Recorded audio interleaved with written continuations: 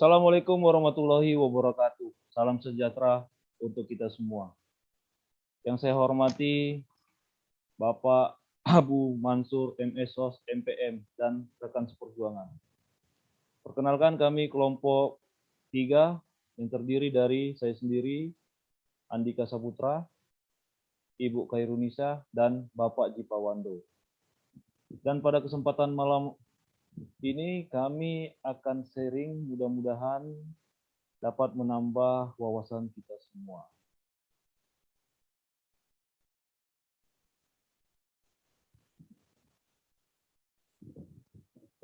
Baiklah, langsung saya. Pengertian perilaku non-voting.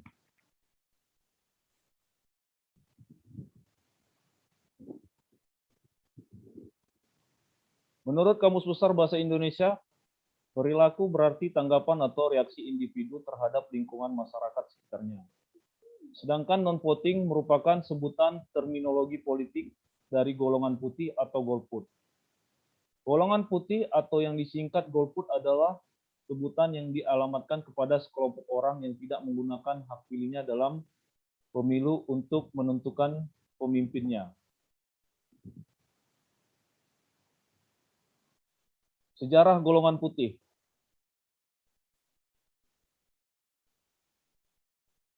Istilah golput muncul pertama kali menjelang pemilu pertama pada zaman Orde Baru pada tahun 1971.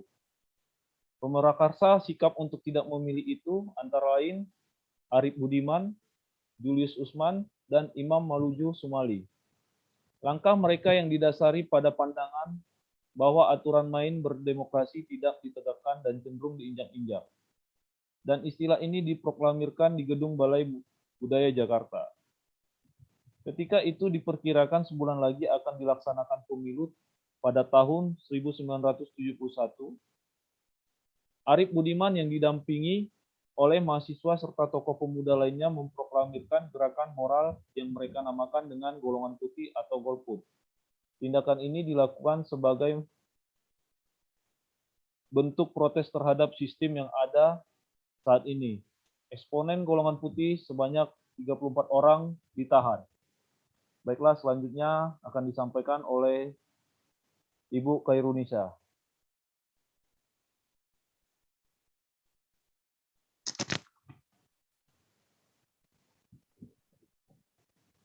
Yang C ada faktor penyebab golongan putih, ketidakikutsertaan masyarakat dalam urusan-urusan politik, termasuk dalam pemberian suara pada saat pemilihan umum disebabkan oleh beberapa faktor berikut. Yang pertama yaitu masyarakat yang putus asa dengan keadaan yang tidak berubah. Pada saat kampanye berlangsung, calon dari parpol tertentu seringkali mengumbar janji-janji serta visi misi yang membuat masyarakat memilih calon tersebut. Tapi hal ini tidak sejalan dengan apa yang terrealisasi dalam sistem pemerintahan yang terjadi. Kondisi inilah yang membuat jumlah suara golput akan pemilu semakin tinggi. Yang kedua ada masyarakat yang sudah putus asa dan kecewa pada pemerintah. Menurunnya partisipasi masyarakat dalam pemilu tidak hanya menggambarkan rendahnya kesadaran politik, keputusasaan untuk golput juga dipicu kekecewaan mereka terhadap partai politik dan pemerintah. Golput menjadi bukti bahwa masyarakat mulai putus asa dan kehilangan harapan. Yang ketiga, masyarakat yang apatis terhadap pemerintah. Apatisme masyarakat dalam politik seringkali diartikan dalam tindakan personal di masyarakat untuk tidak ikut serta dalam agenda politik. Para ahli pun seringkali memberikan indikator apatisme dari hanya keikutsertaan masyarakat pada sebuah agenda politik. Apatis adalah sikap masyarakat yang merasa bodoh dan tidak mempunyai minat atau perhatian terhadap orang lain, keadaan, serta gejala-gejala sosial politik lainnya.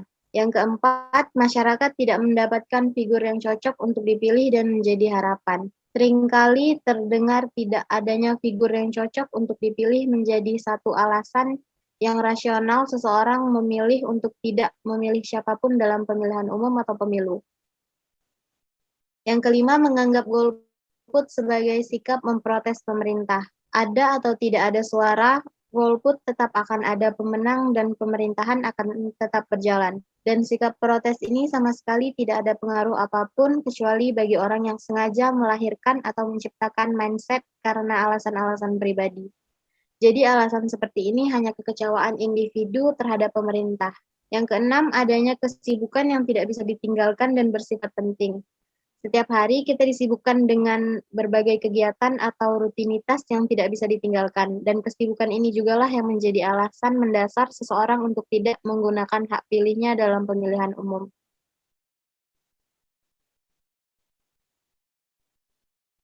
Selanjutnya ada macam-macam golongan putih menurut para tokoh. Di dalam buku Political Explorer, Indra J. Piliang menyatakan bahwa golongan putih atau golput dianggap sebagai bentuk perlawanan atas partai-partai politik dan calon presiden dan wakil presiden yang tidak sesuai dengan aspirasi orang-orang kemudian golput. Dia membagi golput menjadi 3 bagian. Yang pertama ada golput ideologis, yakni segala jenis penolakan atas apapun produk sistem ketatanegaraan hari ini.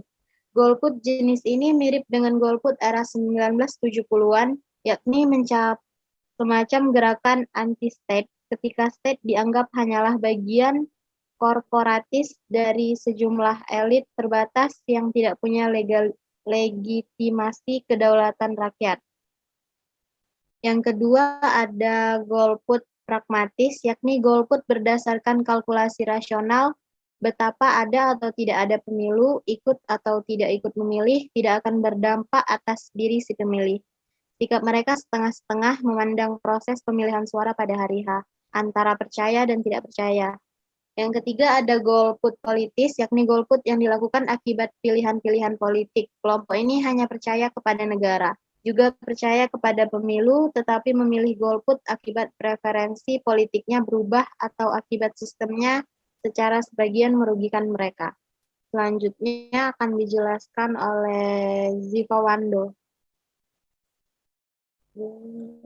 Baik, saya akan melanjutkan penyampaian dari Khairunisa. Selanjutnya yaitu menurut E.F. Saifullah Fatah juga telah merangkum sebab-sebab orang untuk golput. Di antaranya adalah sebagai berikut. Yang pertama, golput teknis. Hal ini dikarenakan sifat teknis berhalangan hadir ke tempat pemungutan suara atau salah mencoblos sehingga suaranya dinyatakan tidak sah atau tidak terdaftar sebagai pemilih karena kesalahan teknis pendataan penyelenggaraan pemilu. Yang kedua, golput politis. Hal ini untuk masyarakat yang tidak punya pilihan dari kandidat yang tersedia atau pesimistis bahwa pemilu atau pilkada akan membawa perubahan dan perbaikan.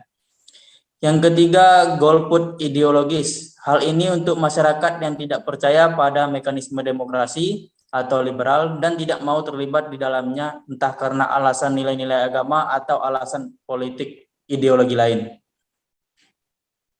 Selanjutnya menurut Novel Ali, di Indonesia terdapat 2 kelompok golput. Yang pertama, kelompok golput awam, yaitu mereka yang tidak mempergunakan hak pilihnya bukan karena alasan politik, tetapi karena alasan ekonomi, kesibukan, dan sebagainya. Yang kedua, kelompok golput pilihan, yaitu mereka yang tidak bersedia menggunakan hak pilihnya dalam pemilu benar-benar karena alasan politik.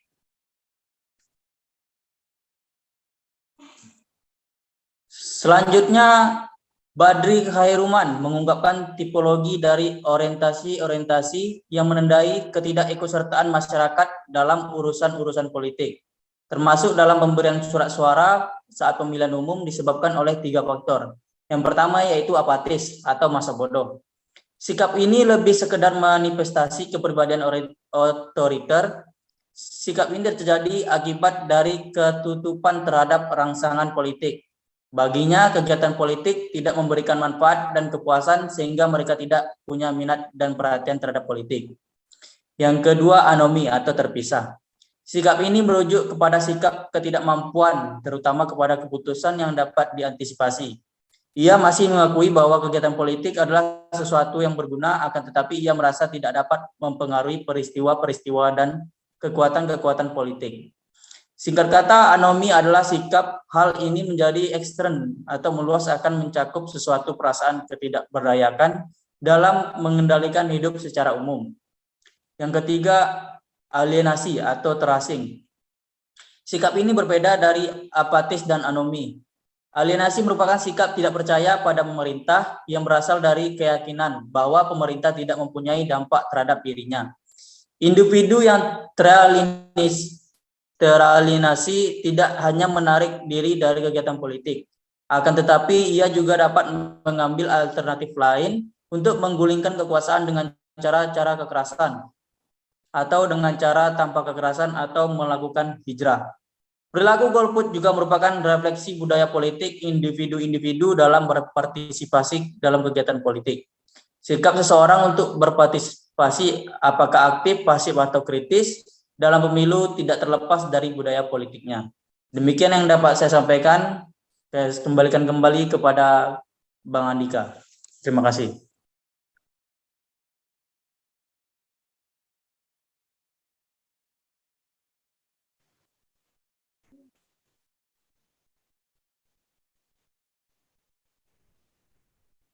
Baik, terima kasih rekan-rekan. Terima kasih Ibu Khairunisa dan Bapak Jipawando. Mungkin hanya sampai di sini presentasi kami untuk malam ini. Jika ada kekurangan, kami